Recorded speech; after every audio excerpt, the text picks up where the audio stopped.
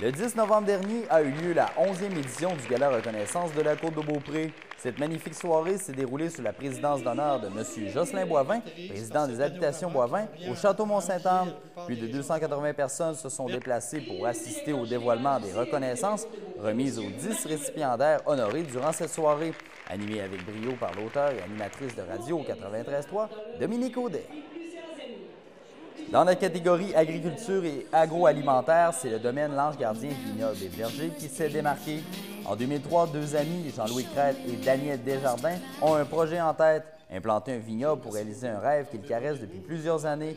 Les recherches pour dénicher un emplacement approprié pour cultiver la vigne dans la région de Québec les amènent à L'Ange Gardien en 2004. Les premières plantations du vignoble ont lieu au cours de cette même été. Elles sont complétées au cours des années subséquentes. En 2006, M. Bruno Fortier et Denis Morissette se joignent au groupe. C'est en 2007 que le vignoble Domaine de l'Ange Gardien ouvre ses portes au public pour la vente de ses premiers produits essentiellement liquoreux. L'an dernier, le domaine acquiert le vignoble de Petit-Pré et augmente ainsi la quantité de matières premières. En décembre de la même année, se joignent 9 autres actionnaires. Cette année, le groupe d'actionnaires a investi 150 000 dans la construction et l'achat d'équipements. Ce sont près de 500 000 qui seront investis en 2012 et 2013 pour la construction d'une bâtisse d'accueil, d'une salle de réception et d'une aire de vente des produits. Aujourd'hui, le vignoble compte 22 000 plants de vigne, 600 pommiers et 600 cerisiers. La qualité des produits du domaine L'Ange Gardien est un fait indéniable et ont été maintes fois primés. C'est la municipalité de Bois-Châtel qui a reçu le prix pour l'aménagement et l'amélioration du territoire. La municipalité de Bois-Châtel a entrepris en 2006 un long processus de négociation auprès des instances gouvernementales et l'Hydro-Québec afin de faire reconnaître un tronçon de 800 mètres sur l'avenue Royale comme secteur patrimonial. Par la présentation d'un projet complet et structuré, la municipalité a donc obtenu une contribution financière provenant des différents paliers gouvernementaux, Hydro-Québec, Bell et Vidéotron, leur permettant de partager la facture totale de 8,3 millions de dollars.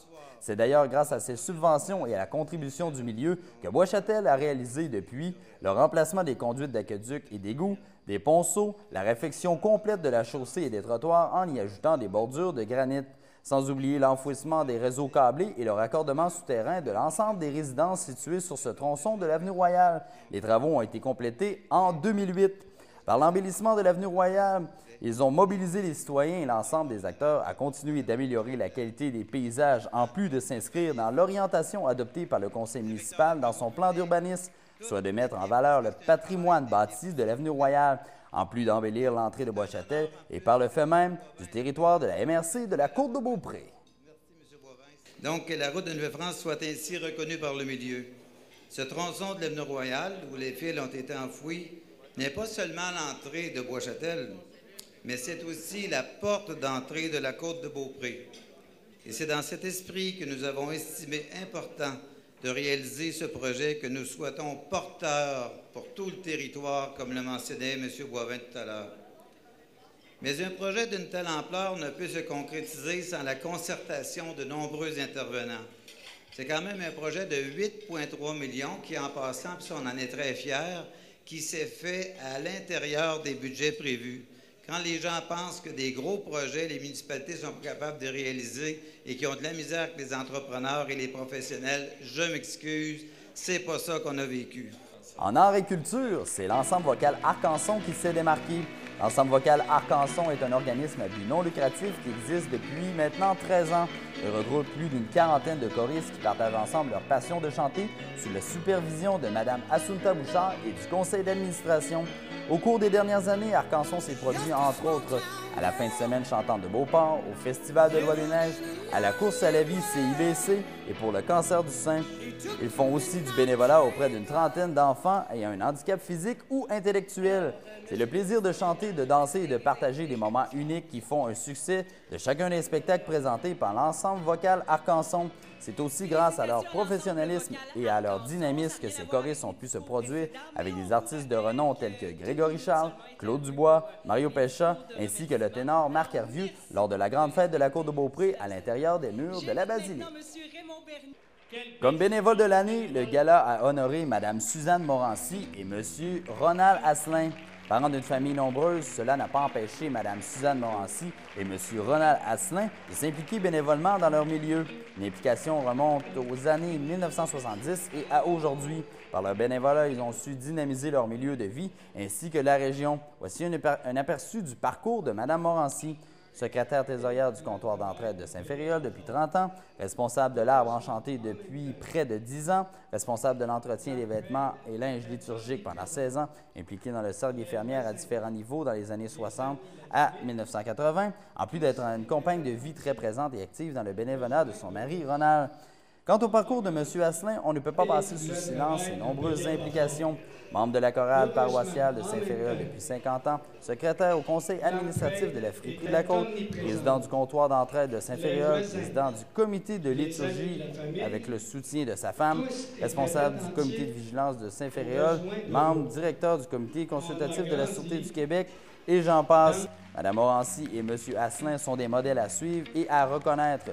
Ils se sont ouverts sur la région, ont aidé des centaines de personnes par diverses actions et se sont impliqués sans compter leurs heures durant ces nombreuses années. Félicitations à Mme Morancy et à M. Asselin. J'invite maintenant M. Raymond Bernard. Dans la catégorie Industrie et commerce, c'est l'entreprise La Jeunesse et Frères qui s'est distinguée. En 2006, l'entreprise La Jeunesse et Frères ouvre son commerce de mécanique sous la bannière Autopro. Depuis ce temps, ils sont en constante évolution. Informatisation des activités, mise à jour du système téléphonique, travaux de rénovation afin d'agrandir l'atelier et l'accueil pour assurer le confort de la clientèle. Ils ont été les premiers au Québec à obtenir l'accréditation Clé verte certifiée environnementale niveau argent. En janvier 2011, ils font l'acquisition de la bannière Automode vitres et accessoires d'auto et obtiennent la médaille d'or Autopro 2010 lors du congrès Napa Autopro. Courtoisie, honnêteté, expertise, fiabilité, travail d'équipe et services font la grande popularité de cet atelier familial. D'ailleurs, l'attitude proactive du Garage La Jeunesse et Fils leur a permis de se positionner face aux besoins en entretien des véhicules utilisés dans le plus important projet de développement en cours dans la région, le parc éolien de la Seigneurie de Beaupré. Les Secrets Nordiques ont remporté dans la catégorie sport et plein air. Fondé en 2004 par des passionnés de plein air, Les Secrets Nordiques est un centre d'activité hivernale à la fine pointe du domaine du plein air. L'entreprise présente une image moderne, technique et professionnelle du traîneau à chien, sans en renier les origines traditionnelles. Les Secrets Nordiques est une compagnie en constant développement des activités offertes, que ce soit pour les courses de canicross ou ski jogging, les cours d'initiation au canicross avec son chien domestique, les visites guidées du musée vivant du chien de traîneau, et il y en a pour tous les goûts. Les Secrets Nordiques n'est pas seulement une compagnie qui en sera à sa 8e saison, mais c'est aussi 17 ans d'expérience dans la gestion d'une compagnie de traîneau à chien au Mont-Saint-Anne, une équipe de 8 guides professionnels formés en tourisme d'aventure et en premiers soins, une meute de 65 chiens husky où la douceur et la gentillesse sont à l'honneur, 2500 clients initiés à la magie du traîneau à chien à chaque hiver et plus de 90 000 personnes qui ont visité le village canin dans les 8 dernières années. Une entreprise de qualité certifiée par l'Office du tourisme de Québec ainsi que par Aventure Écotourisme Québec. Partenariat positif avec la station Mont-Saint-Anne et les hôteliers de la Côte-de-Beaupré. Un chiffre d'affaires en augmentation de 22 pour la saison 2010-2011. En plus d'être engagé dans sa communauté par le biais de journées portes ouvertes, l'accueil d'une clientèle en déficience physique et la remise de 1 de ses profits à des organismes voués au bien-être des animaux.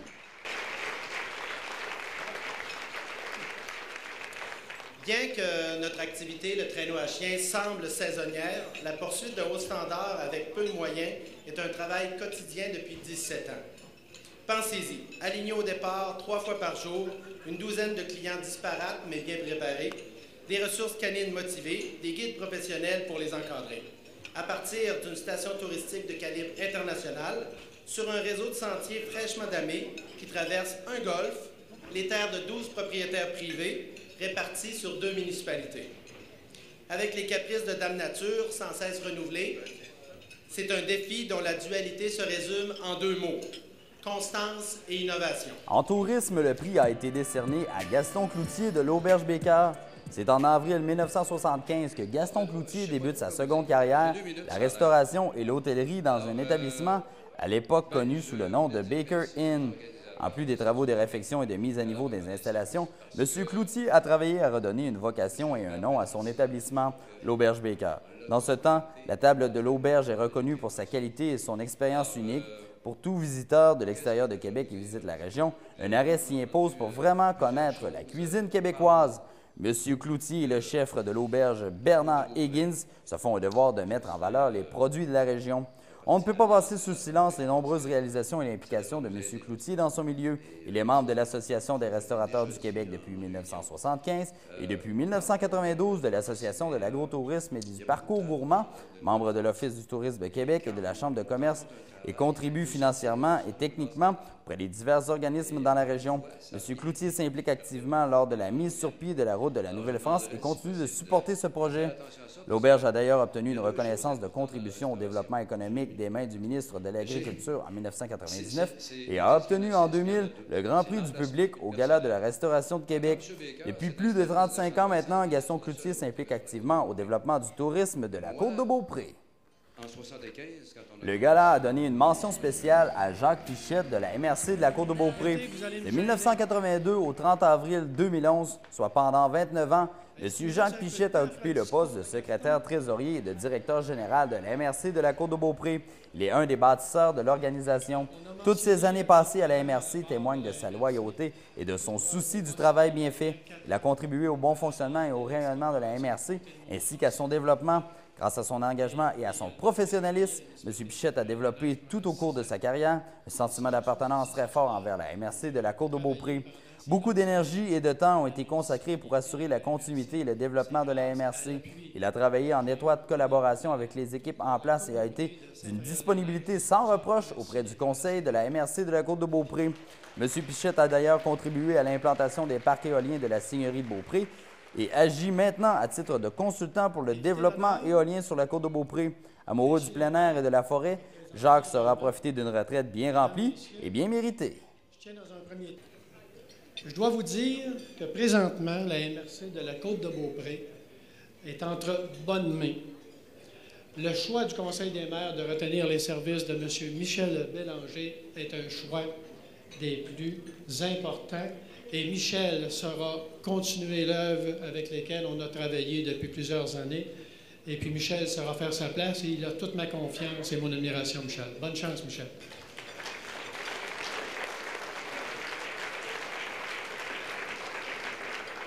T'es-tu levé assez debout, Michel, que tout le monde te voit? Je pense pas tout le monde qui a eu la chance de voir le nouveau directeur général de la MRC, M. Michel Bélanger.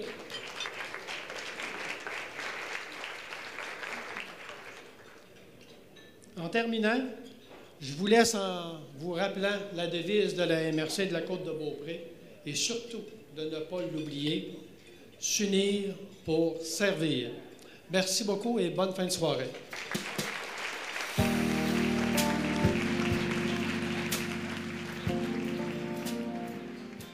Le prix de l'entreprise de l'année est allé à Simard Cuisine et Salle de bain.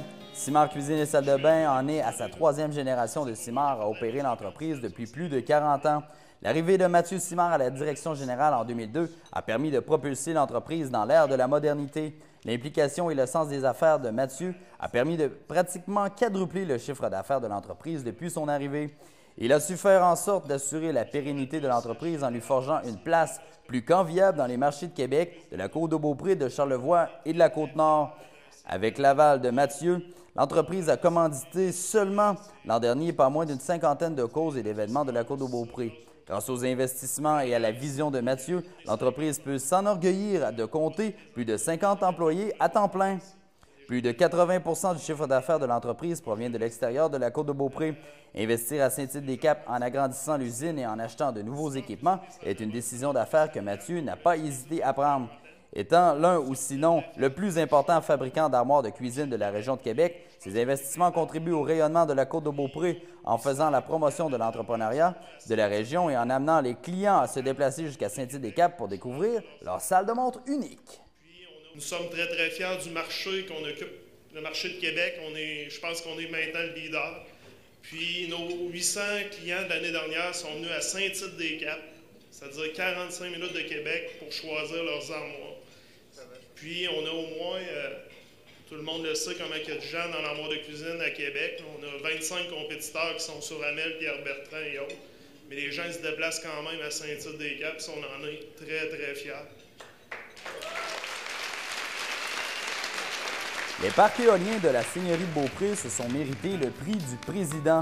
Boralex et Gaz Métro travaillent depuis plus de 6 ans à développer le potentiel éolien de la côte de Beaupré sur les terres privées du Séminaire de Québec et ont à ce jour obtenu 366 MW assortis du contrat avec Hydro-Québec. La Seigneurie de Beaupré est l'une des rares projets éoliens au Québec à jouir d'une aussi bonne acceptabilité sociale.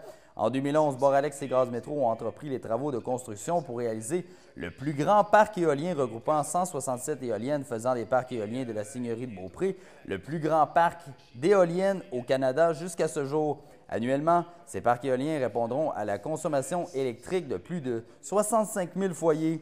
Ce projet, réalisé en plusieurs phases, permettra de mettre en service 272 MW en 2013, 69 en 2014 et enfin 25 MW qui représentent le projet communautaire développé avec la MRC de la Côte-de-Beaupré en 2015.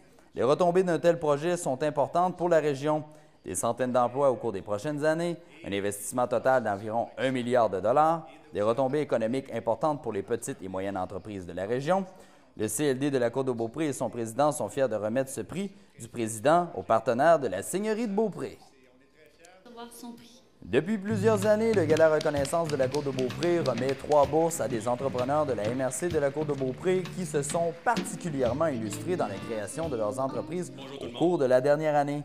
Cette année, la première bourse d'une valeur de 1 250 $ a été remise à M. Louis-Philippe Huot des Maîtres Houblonniers du Saint-Laurent.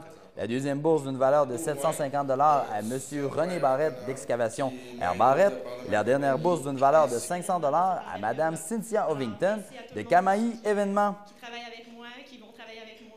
Mention spéciale pour le président du CLD, Bernard Paré. Le Centre local de développement de la Côte-de-Beaupré a voulu remercier publiquement M. Paré pour son implication et son dévouement à titre de président du CLD depuis 5 ans. Ceci constituait sa dernière apparition publique comme président.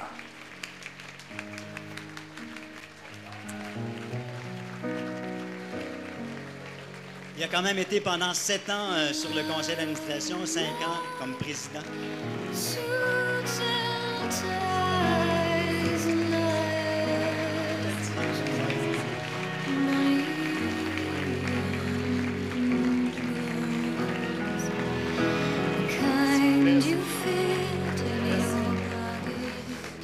Écoutez, c'est la gang de Snow, hein? C'était pas prévu, ça. Ce que j'avais préparé comme mot, c'est un mot de clôture, n'est-ce pas, pour le gala. Et je voulais vous parler de la fierté que j'ai de vous. La Côte, elle a changé beaucoup dans les dernières années. Aujourd'hui, je suis témoin d'un milieu qui se prend en main. Je suis témoin d'un milieu qui ose s'inventer, qui ose se projeter dans l'avenir, qui ose prendre son destin en main. Jocelyn, je salue ton initiative. C'est significatif. Et il y en a plusieurs comme ça qui s'expriment dans nos milieux. Oui, la dynamique n'est pas facile. Dans les dernières années, on a vu Abitibi fermer. On voit notre industrie touristique changer. On voit des éléments importants de notre patrimoine aussi qui sont en péril. Je peux vous le dire d'expérience, j'ai œuvré dans les dernières années à la Réserve nationale de faune du Cap-Tourmente, dont l'avenir est incertain aujourd'hui. Je continue à collaborer avec la municipalité de Saint-Féréol-les-Neiges et Hydro-Québec également à la préservation du site des 7 chutes. Un autre site aussi qui est menacé aujourd'hui. Je pense à Château-Richer qui a son centre d'interprétation de la Côte-de-Beaupré, qui a le moulin également du Petit-Pré. Je pense à Sainte-Anne qui a un défi également avec la préservation des ensembles patrimoniaux de la basilique. Je pense à Beaupré avec le Mont-Sainte-Anne qui a ses grands défis également. Et vous savez, chacun de ces défis-là est trop grand pour la petite communauté qu'il porte. On va réussir à garder notre identité dans les prochaines années. On va réussir à être encore fiers de ce qu'on est, si on est capable, comme le disait M. Pichette tantôt, de s'unir, de s'unir pour se donner les moyens de continuer à grandir. Je salue l'initiative de la MRC, M. le Préfet, qui présentement réfléchit à un plan de développement durable. Ça, c'est porteur pour notre milieu. Félicitations. Alors, c'était ça un peu le message que je voulais vous laisser. Je suis fier de vous. Je suis fier d'avoir vu toute l'humanité s'exprimer ce soir. On a souligné le travail de nos aînés, de nos jeunes. On a vu des gens qui sont capables de s'exprimer avec éloquence, d'autres qui sont montés un peu plus timidement sur la scène. Mais c'est ça notre communauté, c'est ça la beauté de ce qu'on est. Alors, je le célèbre avec vous ce soir pour une dernière fois en tant que président. Mais je voulais vous exprimer toute ma fierté de ce que vous êtes. Vous êtes beau, vous êtes un milieu magnifique et c'est un privilège pour moi de vous servir pendant ces années-là.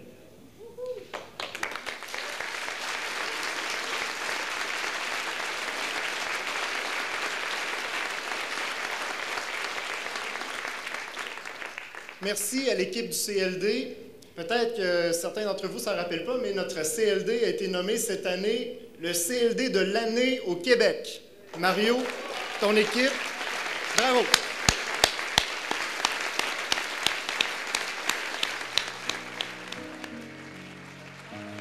Félicitations à tous les honorés de la 11e édition du Gala Reconnaissance de la Côte-de-Beaupré et aux gagnants du concours québécois en entrepreneuriat.